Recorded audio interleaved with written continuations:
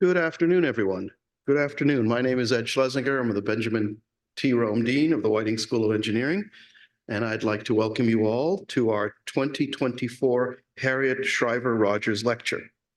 Before I introduce today's speaker, I want to acknowledge the family that has made this Whiting School tradition possible. This endowed lectureship was established in 1991 by Dr. William H.B. Howard in honor of his mother, Harriet Shriver Rogers, whose support made it possible for him to matriculate at Johns Hopkins following his military service. Harriet Shriver Rogers was a remarkable woman whose interests ranged from the raising of Shetland ponies and authoring children's books to later in her life competing in the Senior Olympics at the state and national levels and winning medals in several track and field events. When Mrs. Rogers died in 1993 at the age of 84, she was survived by her daughter, Frances Flatow, and her son, Dr. William Howard, a general surgeon, sports medicine expert, and an avid amateur rugby player who co-founded MedStar Union Memorial Hospital Sports Medicine Clinic.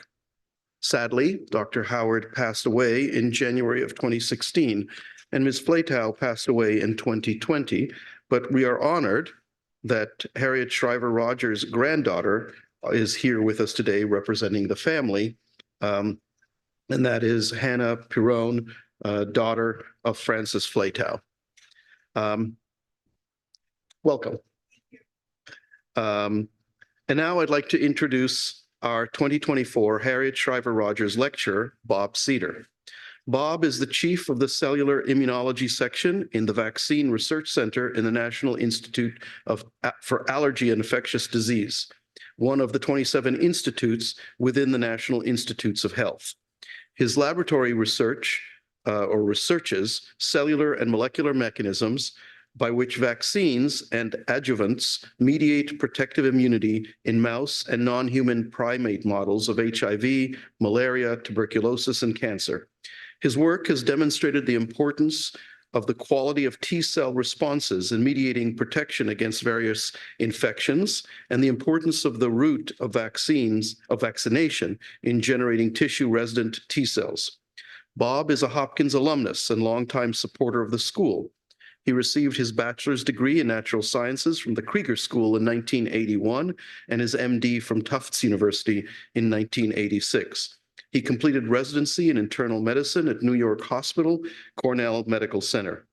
Bob currently serves as a member of the Department of Biomedical Engineering Advisory Council and is a former member of the Johns Hopkins University Board of Trustees. A pioneer in his field, we are fortunate to have Bob with us today to share his story and the trajectory of his career and the trajectory that has taken since graduating from Johns Hopkins. So please join me in welcoming Bob Seder.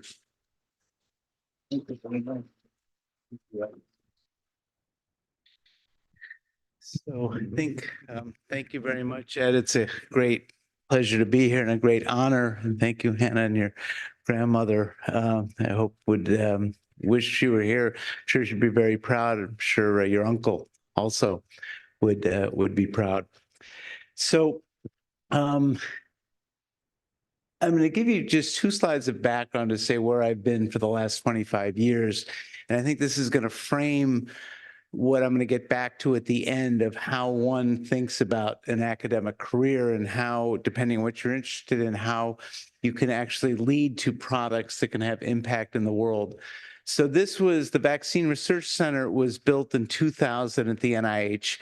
1998, Harold Varmus and Tony Fauci went to see Bill Clinton at the White House and said, we would think we need a vaccine center at the NIH to make an HIV vaccine.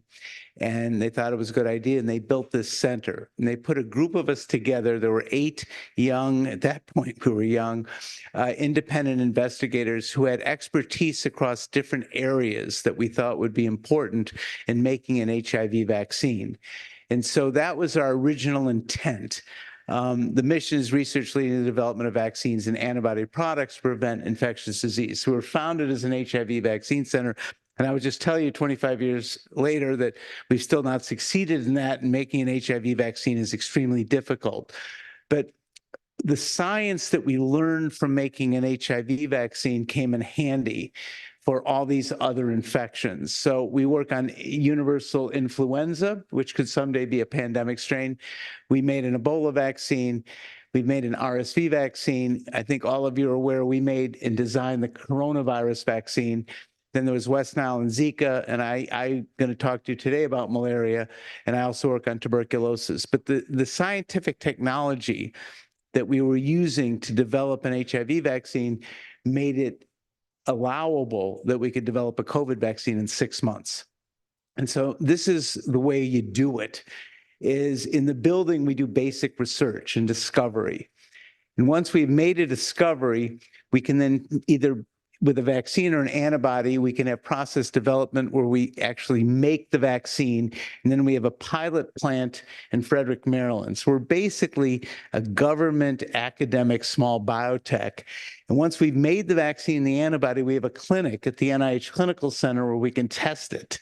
So you can see how you could go right from the lab to making a product and then testing it in the clinic. And then we actually develop ways of measuring immune responses and the cycle starts again. So this is a way for us to rapidly produce products. Often, once we have a proof of principle, then we'll license them out. So these are all the licensed vaccines that we've licensed. You can see Ebola was an antibody and a vaccine. The RSV vaccine has been licensed to Pfizer and GSK. And then we developed the Moderna vaccine, but all of the inserts for all vaccines came from us. The Lilly was an antibody. So, like I said, we're working on that long list, but this gives you an idea of what I'm going to talk to you about today is how you take scientific discovery and how you translate it quickly. Okay, so what about malaria? So the three major causes of death from infectious disease are now tuberculosis is #1 in the world. Malaria is #2, and HIV is actually 3rd. Malaria accounts for roughly 200 to 400 million infections a year across Africa and other parts, South America and Asia. And it is the most common cause of death in children under the age of 5 from an infectious disease. And that's primarily in sub-Saharan Africa due to Plasmodium falciparum. And I just might add, if you just need to think about this for a second. So when we go to Africa and spend a lot of time, this is caused by a mosquito. So you have to think if you had a toddler, an infant, or 1 or 2-year-old who's going in the backyard and gets bitten by a mosquito and has a risk of death, how you would feel about that. And the illness you get from malaria is fever, it's splenic crisis, it's coma. So this is, what you could imagine if you went into the wards is kind of the worst possible thing you could imagine for a young kid or an infant. So that's kind of graphically what I think about kind of 24/7. So you can see that over from 2000 to 2015, there was actually quite a reduction in the number of malaria cases worldwide. And that was because they were giving kids bed nets that sleep under, they had better spraying for mosquitoes and better treatment. But right now we're at a standstill. And in fact, the number of malaria cases are going up. And I can tell you that malaria is caused when it rains, you tend to get mosquitoes. And if you think about it, global warming will likely make malaria much worse, especially with onset of rains. And about 6 months ago in this country, there were 3 cases actually in Maryland of malaria. So I think when you start to see it going up, I think that there's an urgency to having new interventions. So the way you control malaria is, one is you control mosquitoes. So Hopkins actually, at the School of Public Health, there's a Malaria Institute. They've spent a lot of time trying to do something called gene drive. And mosquitoes serve no biologic purpose. Getting rid of mosquitoes is not going to impact anything. The only thing it depends on mosquitoes, bats eat them, but bats could find something else. If we could get rid of mosquitoes, you'd get rid of malaria, you'd get rid of dengue, you'd get rid of chikungunya, you'd get rid of Zika. So mosquitoes are not good, but that you can imagine to get rid of mosquitoes globally is difficult. So that's kind of one thing. But at any rate, you can understand that mosquitoes become resistant to insecticides quickly. Then vaccination. So I'm a vaccinologist, and I'm going to show you an alternative method. There are two vaccines that have been licensed in the last year called RTSS and R21, and they target when the mosquito bites you, these sporozoites, they target these to prevent them from getting into the liver, where they expand and then get into the blood. So the vaccine takes 4 shots, 3 shots in the first year of life, a second shot in the second year of life. And over the first year, it's about 75% protection, but after 4 years, it's about 40%.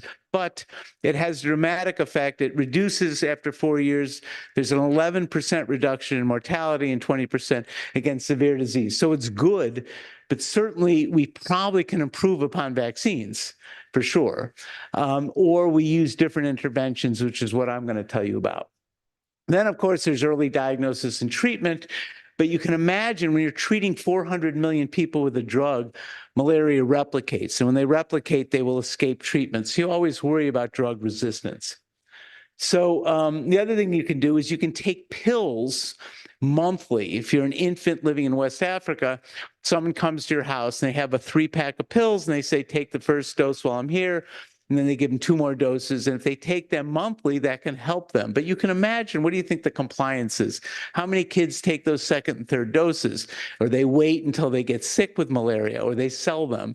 So you need things like vaccines are good because you're not risking anything. You give somebody a vaccine, they generate an immune response, or we give them an antibody, which I'm going to show you. You don't have to worry about compliance. Okay, so the focus of the presentation is, what is the main issue in the presentation is, can monoclonal antibodies be used to prevent malaria? 2, what is the key takeaway message? And I hope I can convince you that these antibodies are safe and highly effective for preventing malaria. 3, how does the research advance prevention efforts for other viruses or other infections like HIV, COVID, and future pandemic viruses? So if we've done this for malaria, you can start to imagine that we're making now antibodies for 50 different viruses that we think could be future pandemics to have them. And finally, I'm going to give you some closing remarks on my own experience at Hopkins more than 40 years ago, and then where I think things are going forward. Okay, so this is the life cycle of malaria. So this is really complicated. So when a mosquito bites you, you get in the salivary gland, the mosquito probes, and there's about 200 to 500 of these things called sporozoites. And so within minutes to an hour, they get into the liver. One of those into a liver over 7 days expands 30,000 times. And while it's in the liver, you're clinically well, completely asymptomatic. Once it bursts out into the blood, this is when you get sick. And when it bursts out into the blood, you then start to get up to 10 to the 10th. There are billions and billions of parasites. So the easiest thing is, since there's only a couple hundred here, is to prevent these from getting into the liver. That's the goal, because there's not a lot of them, okay? And so what we do is we target the sporozoite, has a couple thousand proteins, but there's one called the circumsporozoite protein that covers it, that's highly conserved. So that's a good target. Remember, when you're trying to vaccinate people or give an antibody, you want targets that are conserved, that don't change. So like things like HIV and COVID, they're viruses, they replicate and they change. That's why you have to always upgrade your antibodies. You had COVID antibodies that were working, and then they had to change them because the virus kept changing. Here, you don't have that problem. This doesn't change, which is good. So you can understand that if you've taken something to block this, which is a monoclonal antibody, it could prevent infection, it could prevent clinical infection, and then ultimately you could use it for elimination. Okay, so this is the sporozoite. There's 2,000 other proteins, but this is the major protein, and it's important because it's required for infection. It's required in the mosquito. It's required to move in the skin. I'm going to show you movies of that, and it's required to invade into the hepatocytes. So this is the best target. And this, in fact, is the target of the vaccine. So this is the entire structure of the protein. So the vaccine, they just took, this was done in the early 1990s, they took half of the protein, and then they attached it to moieties of hepatitis B to make a particle. So it turns out when you make vaccines, particles are the best thing to induce immune responses. And this vaccine, then they combined it with an adjuvant. So it took Glaxo 30 years to develop this vaccine to get approved. This adjuvant is probably the most profitable part of Glaxo's portfolio because they give this with RSV vaccines, they give this with COVID vaccines. So the malaria development led them to develop an immune stimulator that is used in all their other vaccines. I told you it was 60, 70% protection in 1 year, about 40% at 4 years, but and 4 vaccinations are required. And it requires, I showed you, since only when you get bitten, only a single parasite's required in the liver, you can imagine that requires a lot of antibody, okay? And so what we've all learned from COVID is what? Everybody's getting boosted. Why are we getting boosted? Because the antibodies go down, and then you boost them, and they have to come up. So the same thing here. If we had technology to be able to induce with a vaccine high amounts of antibody that don't reduce, you could imagine then it would be dramatically effective against malaria. But naturally, antibodies go down, so you have to give another shot. Okay, enough about vaccines. So these are the hurdles of making a vaccine that would be 80 or 90% effective. What I just told you is maintaining a high level of antibody over time with 3 shots. 2, in the liver, that doesn't require antibodies. That requires T cells, totally different part of the immune response. T cells are important for things like malaria in the liver. T cells are important for tuberculosis, and T cells are really important for cancer. It's very difficult to induce high-frequency T cells that go to the liver. So that's an impediment if you want to generate a, quote, T cell vaccine. Then, of course, people that live with malaria, get bitten all the time and get infected, their immune response changes and it becomes dysregulated. So it's what we call a bad substrate. Okay, so it's unlike when we do studies at Bethesda in adults that are healthy that never have malaria, we can take a vaccine and get an immune response like this. When we go to Mali, to an adult who's lived with malaria their whole life, the immune response is like this.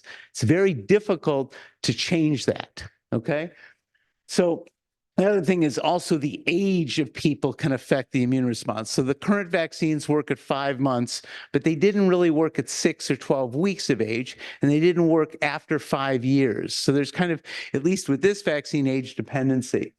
So with all of that, as a vaccinologist, spending 15 years on malaria vaccine, I said, well, is there another solution to eliminating malaria?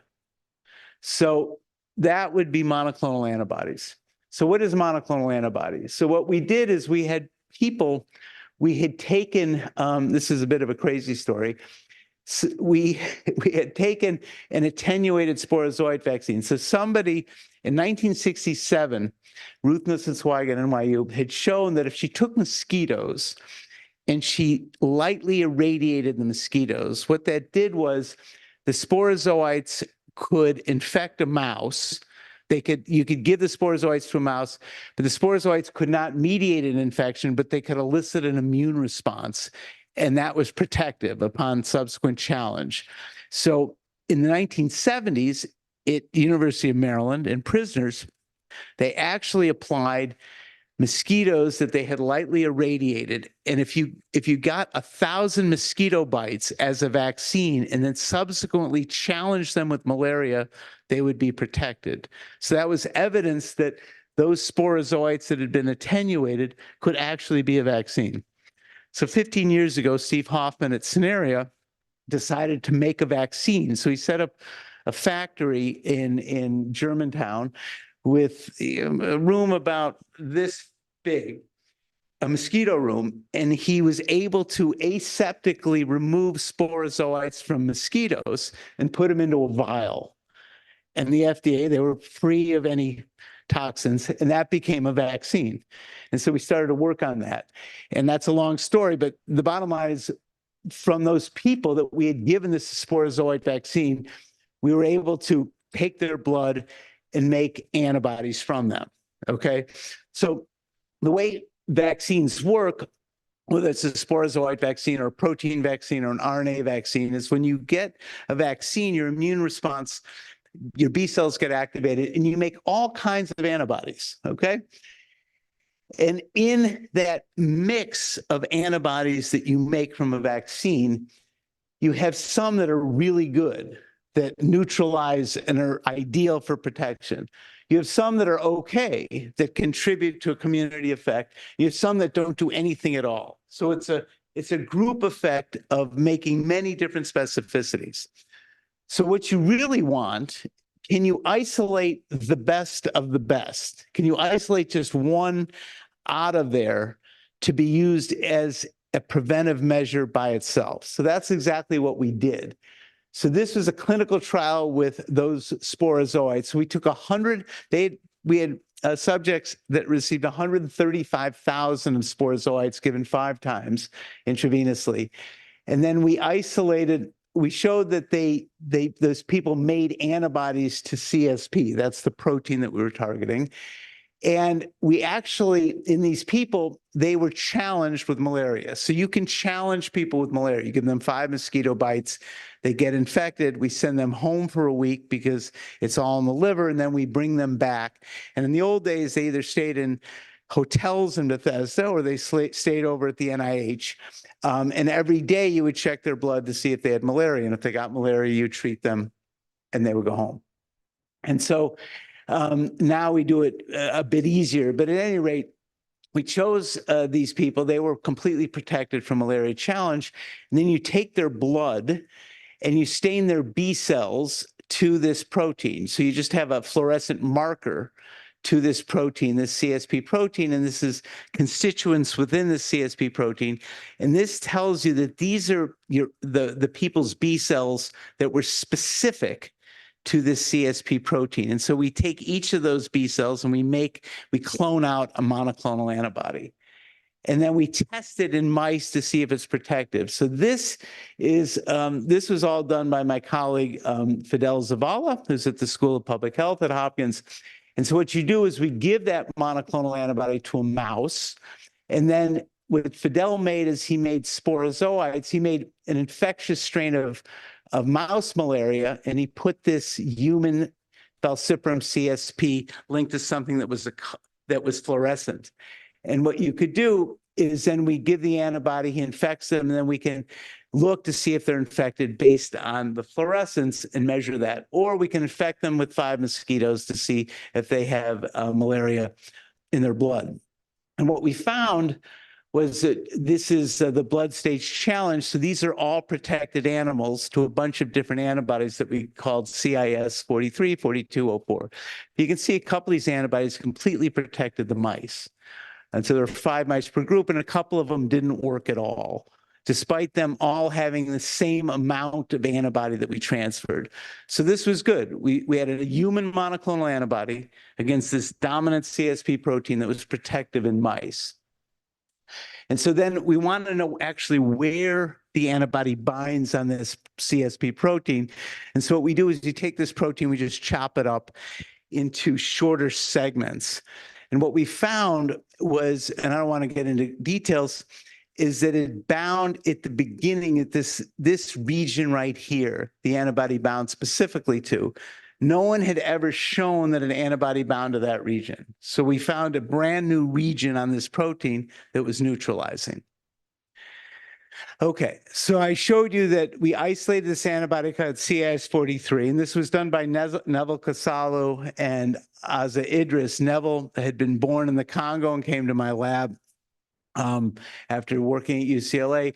Aza had been born in Sudan, came to my lab. She was a pediatrician for 13 years and decided she wanted to do science. So they cloned this in 2018. And I said that we defined a new site of neutralization, and that this site, if we look across the database in thousands and thousands of different malaria sequences in Africa, is highly conserved. And so we had to do one other change to it. So when you give somebody an antibody, it only lasts for 20 days. That's the half-life of an antibody. It's a protein, and it goes away. So this is actually discovery, and the reason why I put this in, and this is from Basil Diat, who is a graduate of the School of BME and runs a Zencor. And so this is a trick that Basil made at Zencor, is that if you change, this is what the antibody structure, This is called the FC region, and this binds something called the neonatal receptor. What you do is you make a change in this FC region so it binds this receptor tighter. And then the antibody doesn't get degraded. It gets recycled. And so the half-life, instead of being 20 days, could be 60 or 100 days. So why does that matter? So if we want to give an antibody to a kid in Africa, you can't afford, or you can't be given the antibody every couple of weeks. You want to give the antibody once over 6 months or potentially a year. So you needed to extend the half-life.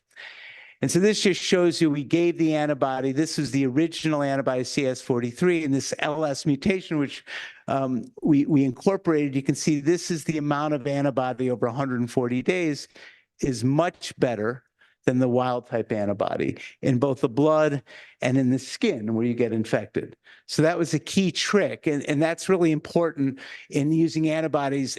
If you think for COVID, when they were developing preventive antibodies for people who had cancer immunosuppression, you wanted to give an antibody that would last for 6 months. You just don't, right? It'd be better than them coming in every few weeks. So that's the trick we made.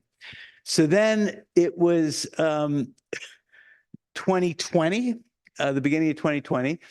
And we said, we now had a clinical product. We manufactured this ourselves. And we did the first human trial with this antibody.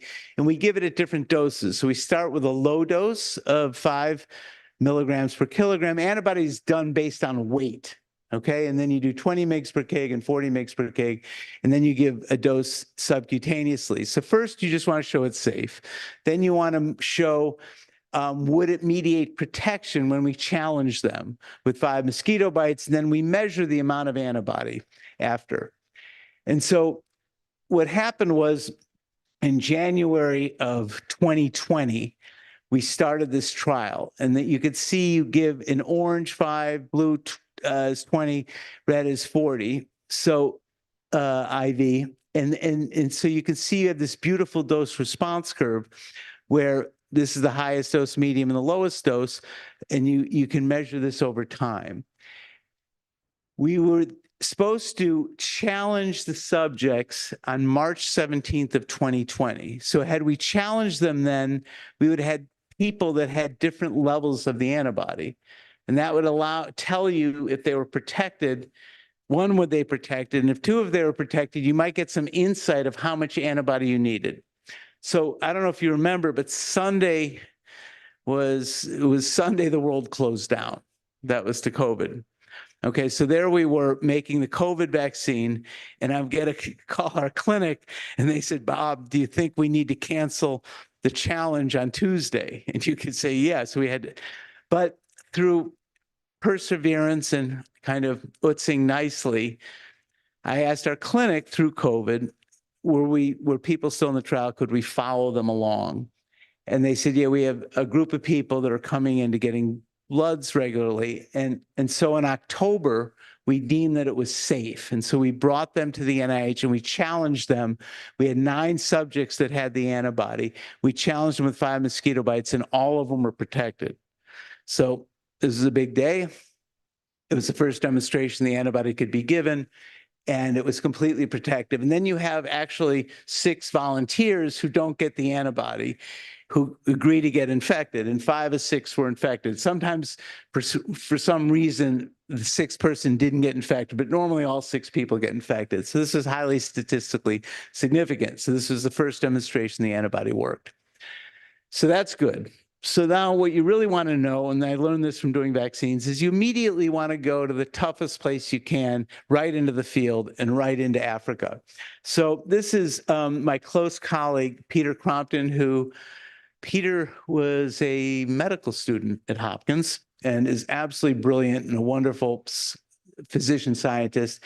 And he's been working in Mali for 15 years. And Kasum Kayantel leads the Mali team. And this is the team.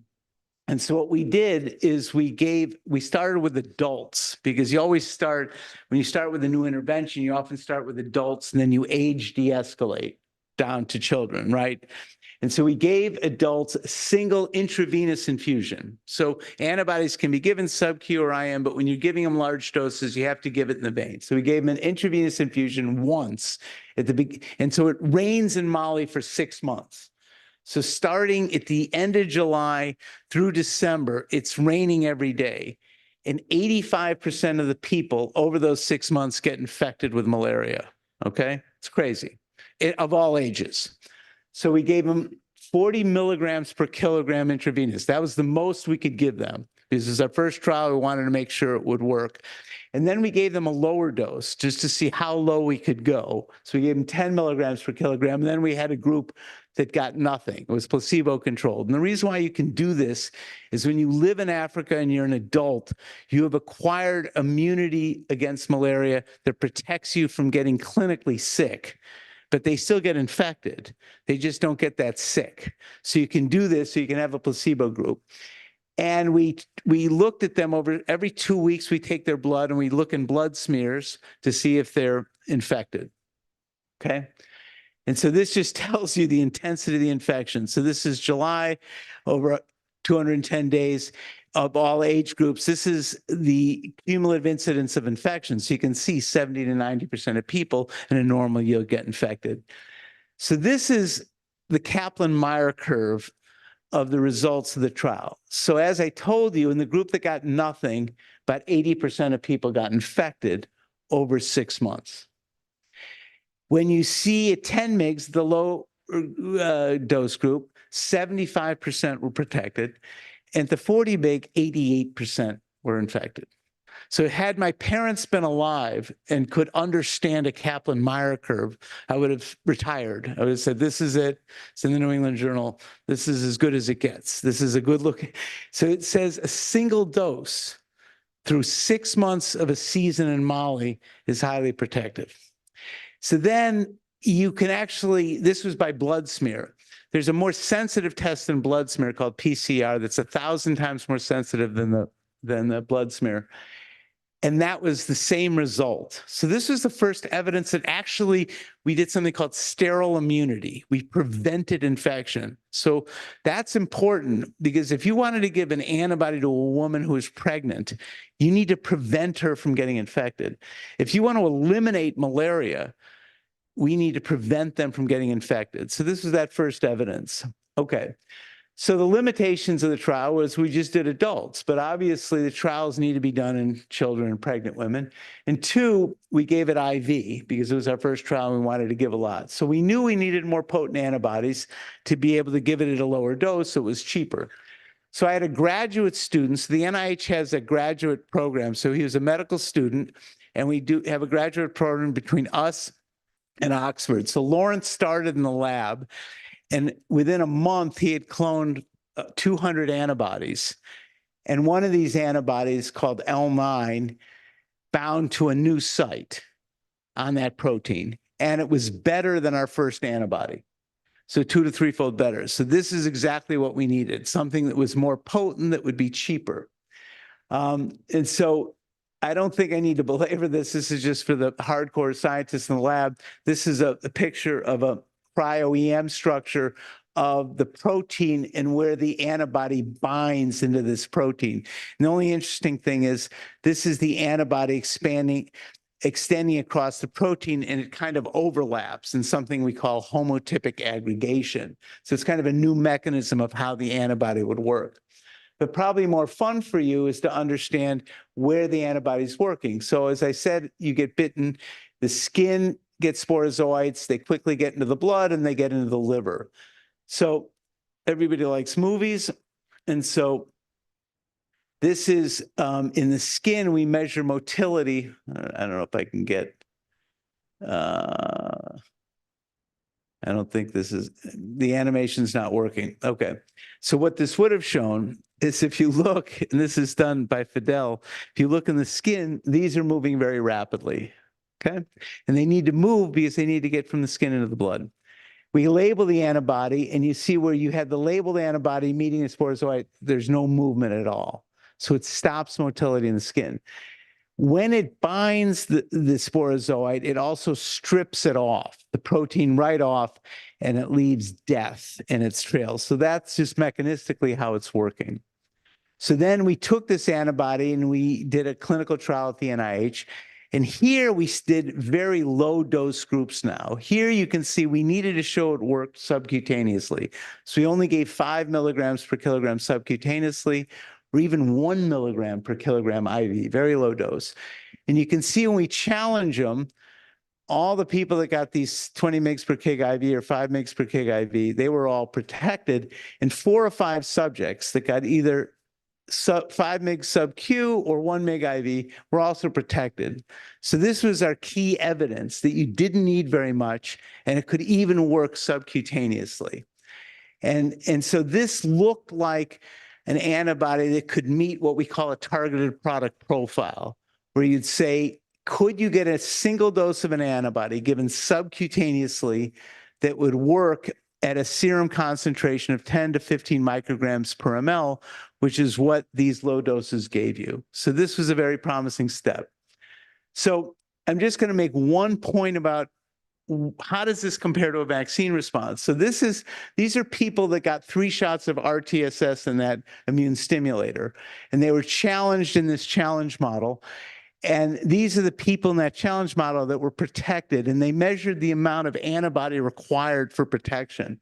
And so it looked like it was almost of this kind of mixed response, 200 micrograms is what's required. I just showed you in this that we could get protection with a monoclonal at 10 micrograms. And so because I grew up in Chicago, this kind of gives you an idea of what you're trying to do, needle in a haystack. And I can tell you antibodies are a huge business, okay? I don't know if any of you, there's an RSV antibody that was approved this year that you could give to infants at birth, okay? And they couldn't keep that in stock. That was given all over this country. But for those of you who have newborns, RSV is a really bad infection. It's actually probably arguably worse than COVID or flu. Okay, so antibodies are going to start to come online to be used to prevention of infections. And what you end up trying to do is pull out the best antibodies. Okay, so now, of course, we went back to Africa and to Mali, and we took L9 and we said, could a single sub-Q dose work for 6 months in 6 to 10-year-olds? So when you're 6 to 10-year-old in Mali, there's no treatment at all. Those kids get malaria, there's no treatment. So we could give a placebo-controlled trial. And now we have a trial in Western Kenya in kids that are 5 months to 5 years of age, looking whether a single dose of an antibody would work for 1 year or they need 2 doses. But here's the Mali trial. And so in 6 to 10 years of age, I showed you it's seasonal for 6 months. And we gave children either nothing, 150 milligrams or 300 milligrams once. And then we measured their blood smear and we measured whether they were clinically sick with malaria. And so the bottom line is with a single dose at this 300 milligram dose, we had 77% protection against clinical infection. And with 150 milligrams, it's 67%. So now we have the first evidence. Paper has been submitted, is in press, that a single sub-Q dose can protect kids 6 to 10 years of age. And now we're waiting to see, can we get it to work in kids that are 5 months to 5 years? So what are the advantages of an antibody? One, I showed you it targets that one protein that doesn't change. It's conserved. 2, the antibodies are based on weight. So adults require more and kids require less. But in general, when you give the antibody, you can pretty much guesstimate what the concentration, you're giving them the immune response you want. When you give a vaccine, there can be much more heterogeneity because you're making the response, right? 3, you get higher protection than vaccines to prevent infection. 4, you can get rapid protection. So if there's an outbreak, or such as happened in Mozambique, where they had massive torrential rains and everybody got malaria. If you give an antibody, if you gave it IV, you'd have peak concentrations in a day. If you give it in sub-Q, it'd be a week. So, or if you thought of something like COVID and you said, we're going to have a pandemic, people are not going to be able to seek care for months and months and months, and you wanted to say, well, what should we do? You could give them an antibody. Within a week, they'd have high titers, and that would buy you 6 months. If you think back in COVID in March 2020, had we had a long-acting antibody then, you could have given all of us a long-acting antibody that would have lasted 6 months, right? And then following that, you would have waited for the vaccine.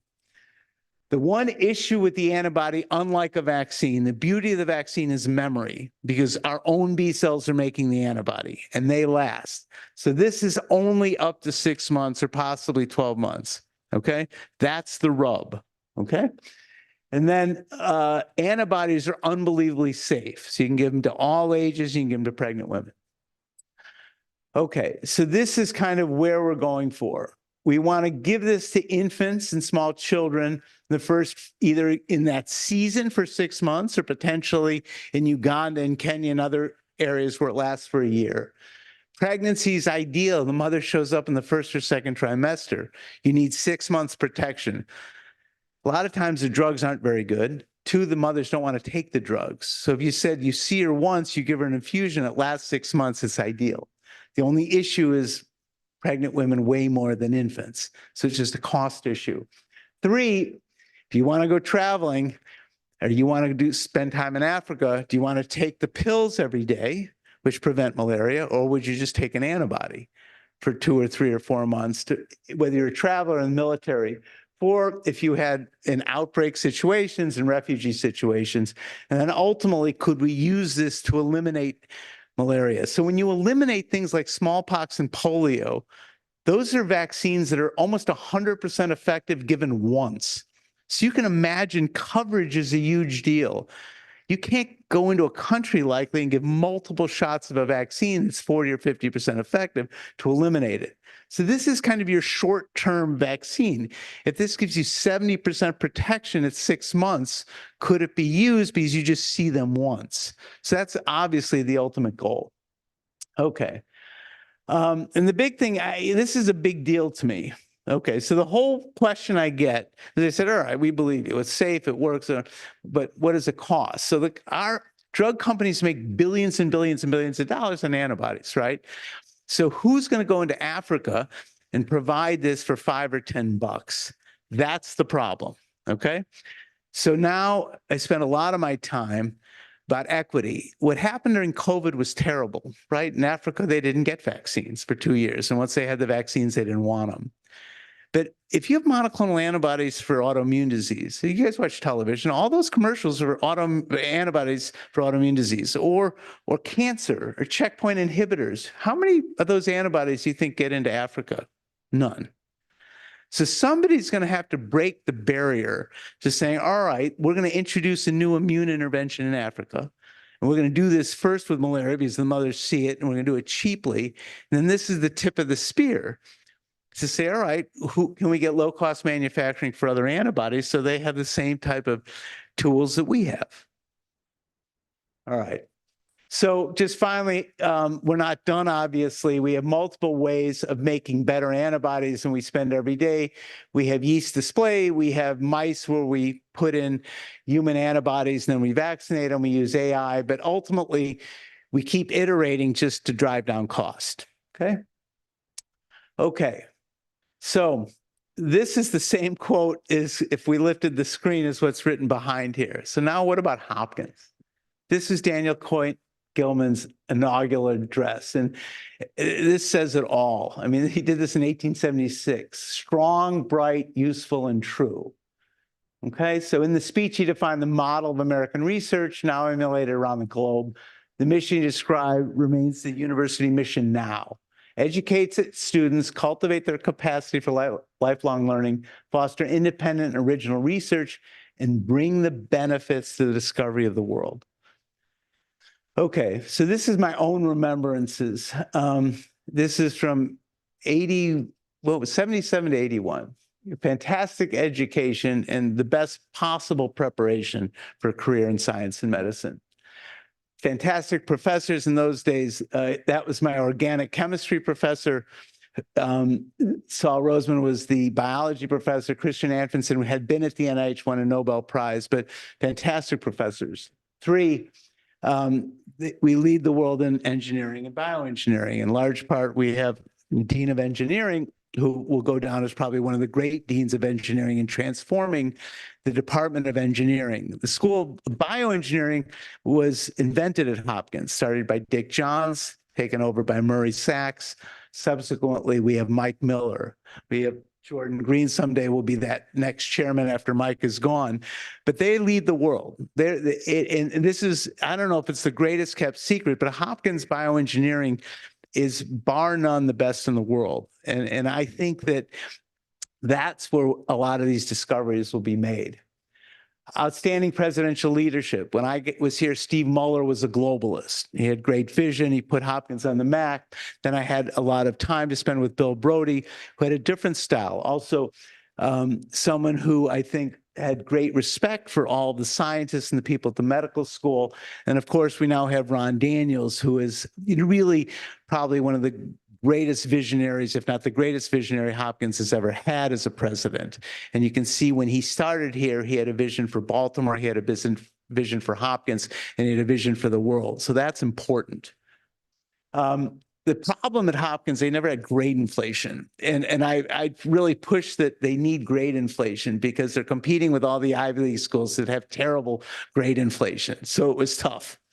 2, there was no vending machines or food on the D level. And I don't know if that's changed, but we'd be down there and you would be stuck.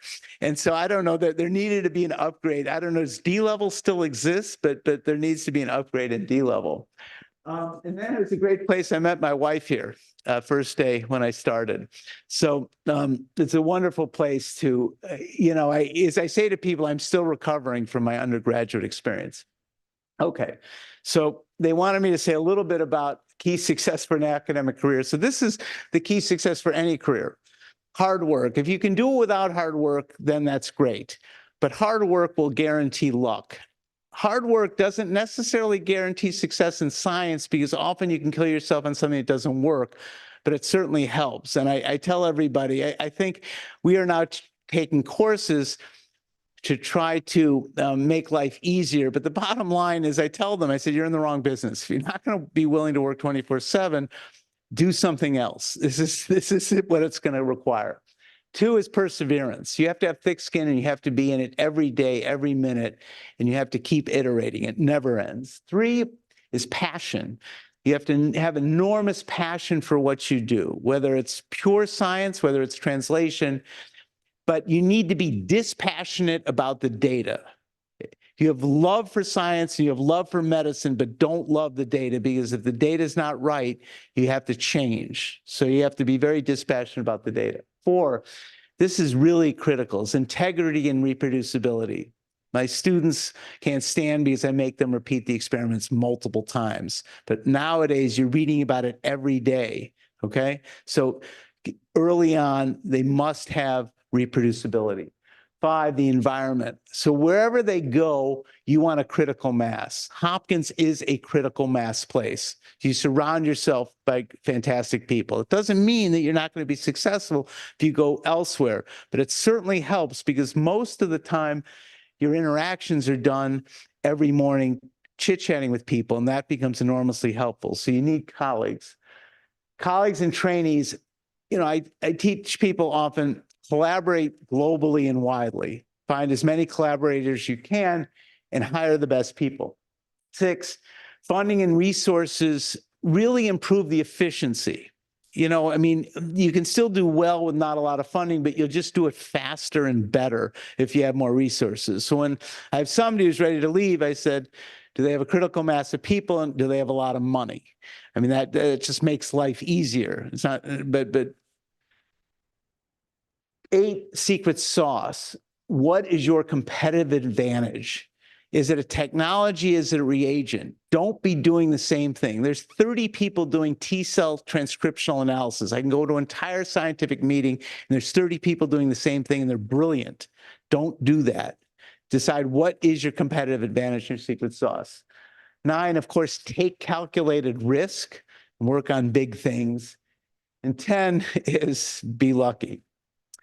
So this just gives you an example of people that I've trained. So Asa was a practicing pediatrician. She was in my lab for a long time. She's now got a position at Mass General. Joe was in my lab for a long time. He now leads therapies at AstraZeneca making COVID antibodies.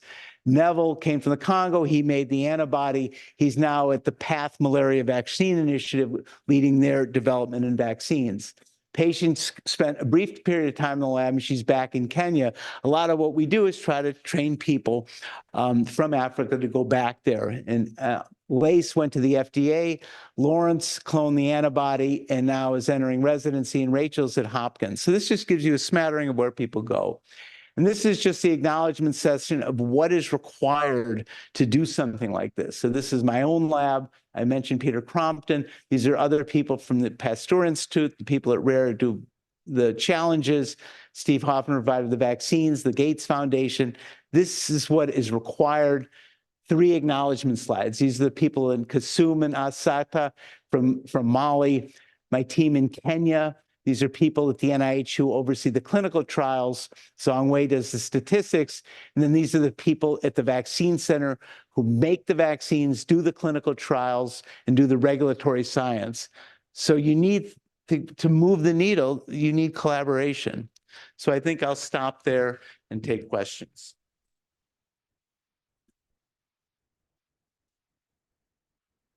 Thank you. Questions? Yes. Thank you very much.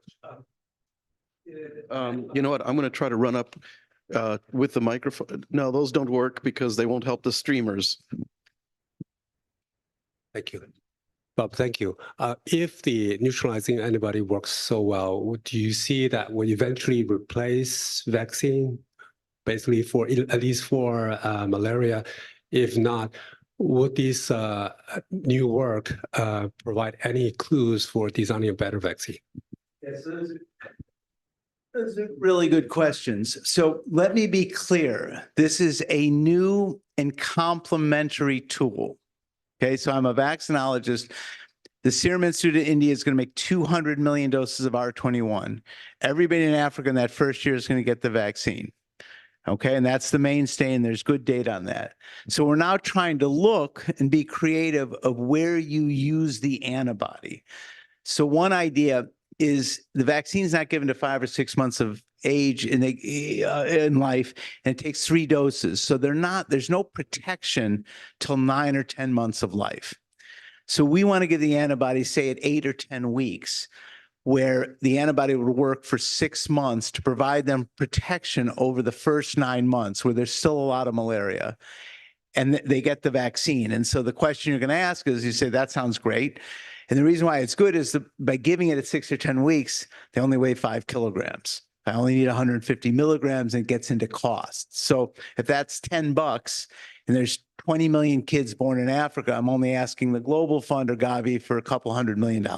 Then they get vaccinated. So then you're saying that's pretty clever. It's passive and active, that you're using both tools. Then you could say, well, what about 6 to 10-year-olds? There's nothing for them. There's 0. So you could say, who's going to pay for them to get 300 milligrams? You could give it to them seasonally once a year. Then you'd say women weigh more.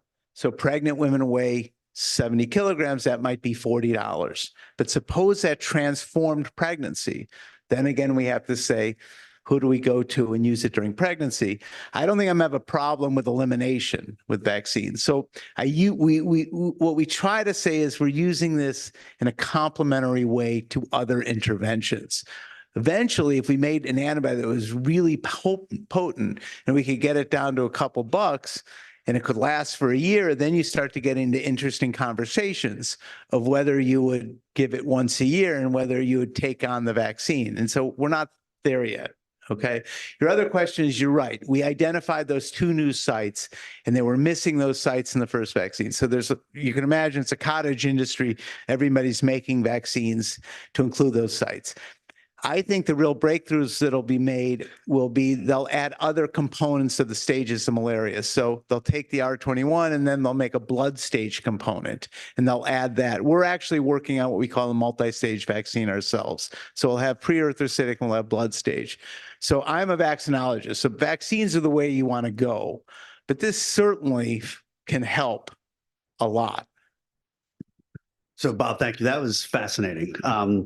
I was wondering if you could share with us, is there an aha moment in your career that you can share? I guess when Pete Crompton came over to my house with the data from Mali saying, and opened up his computer and said, this is 90% protective. It's 6 months with a single dose. I think that was probably as close to one as I had. I must say, I'm obviously excitable. You can tell that. But I've gotten more tempered because malaria is such a vicious enemy. And so every time I get excited, all of a sudden, you end up having to iterate and things like that. So probably that was a highlight. The other aha moment was COVID. Okay, so we had the mRNA COVID vaccine, and we had designed it, and Moderna sent it to us in April. So I was helping. I led the preclinical development. So what the FDA was demanding was that studies be done in non-human primates to show that the vaccine was safe and that it could work. So we had given animals probably in April of 2020 2 shots of the mRNA vaccine. And then we challenged them with the Wuhan strain 4 weeks later. So I was, sequestered at a house. We were at a house somewhere else, and I was driving on the side of the road. I was driving, and I got a call from the facility manager, the person who ran, and said, I have the results of the challenge in the animals. And so I pulled over, and he said, there is no virus in the nose or in the lung with either of the doses of the Moderna vaccine. So I don't know if that was an aha moment, but at that point, I knew in mid-May of 2020 that this was solvable. The only issue was whether Moderna and Pfizer could scale and make the RNA. So that was, I remember exactly where I was, side of the road, and I said, this is going to be fine. And so that was kind of a cool moment.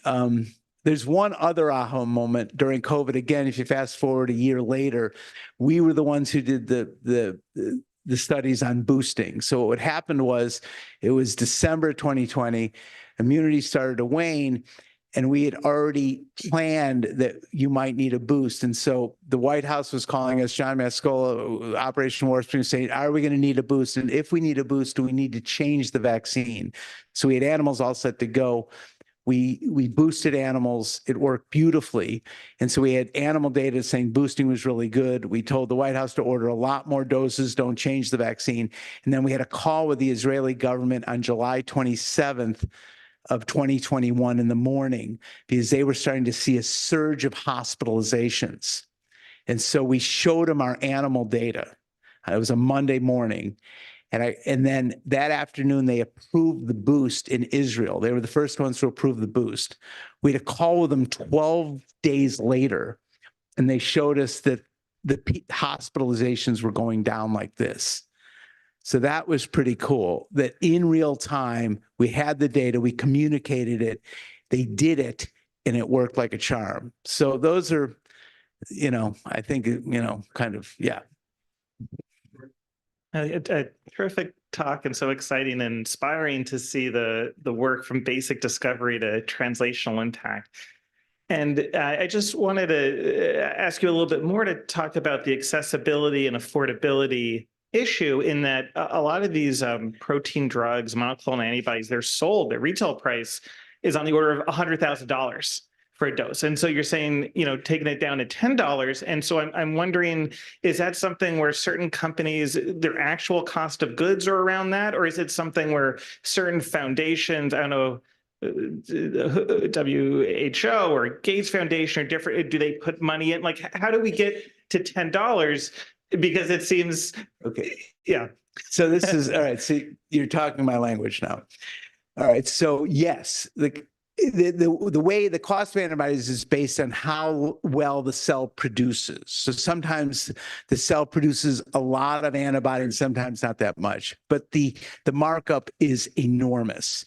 So one thing is there's not that much impetus into cell line development to how do you really scale to make antibodies cheaper. So this is a good engineering or bioengineering feat, is saying, should we focus on new cell line development that we can really make antibodies much cheaper? Okay, that's kind of the first point. Second point is, I said to Bill Gates, and he didn't listen to me, but what happened is the manufacturing big capacity, there's, all the big pharmaceuticals make it.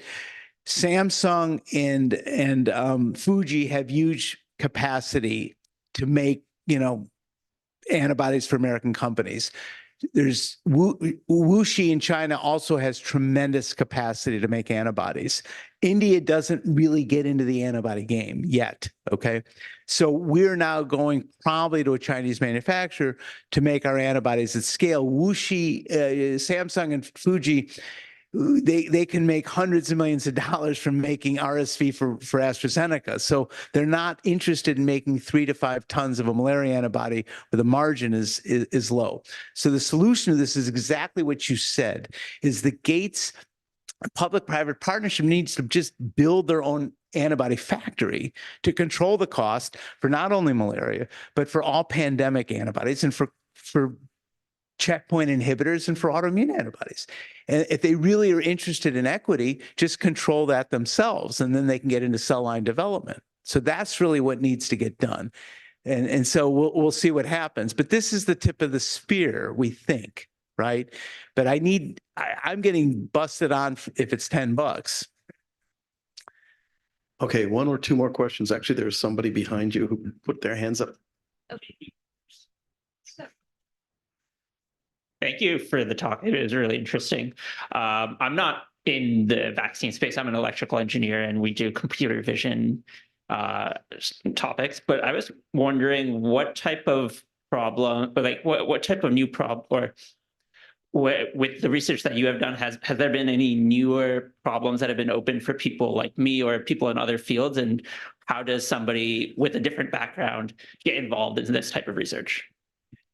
Yeah, so I guess there's some biochemical characteristics of antibodies, like affinity, like could you use AI? So there's a company now, of course, called Generate Bio in Boston that will use AI to take our antibody and saying, through AI, we can increase the binding affinity. So a defined biochemical measurement, right, to make them bind better and be better antibodies without any cloning in expression. You just do it all by AI. And then ultimately, I think the real issue is the speed. Can we scale and make antibodies, much cheaper in yeast or in tanks? I mean, what you want to do is you want to reduce the cost through engineering. I mean, so it's an engine. I mean, you would love it if you went into a factory. There's 2,000, 6,000, 18, 16,000 liter tanks that are filled to make these things. So now you get into, can you be more efficient in terms of engineering and making these things? Because that's what it all is. And so that's really the end game. I can tell you the easiest thing. If any of you, if I had a summer student, they could make antibodies to COVID. I mean, we could make antibodies to any future pandemic, like in 8 weeks. So making thousands of antibodies is simple. It's really scaling is the issue, which is an engineering issue and a production issue.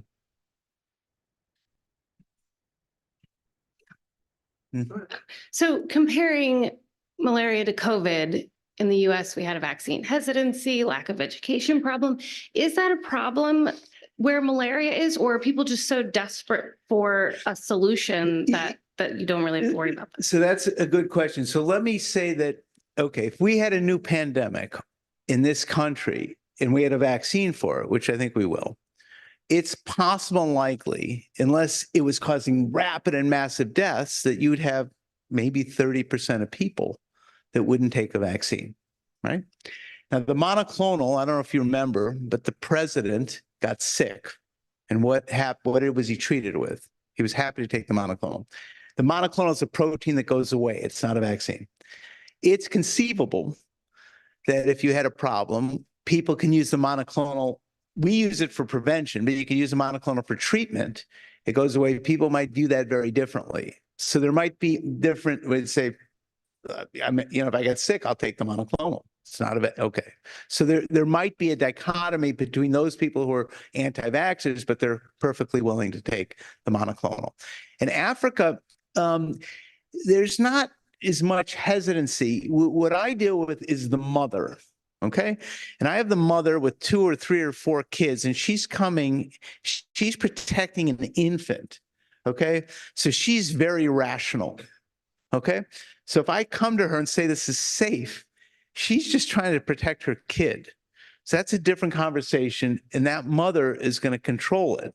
The only time we have issues is with the fathers, actually, not so much for the interventions. The fathers are worried when we have to sample the kids to take blood and we minimize it, but they think we're sometimes selling the blood.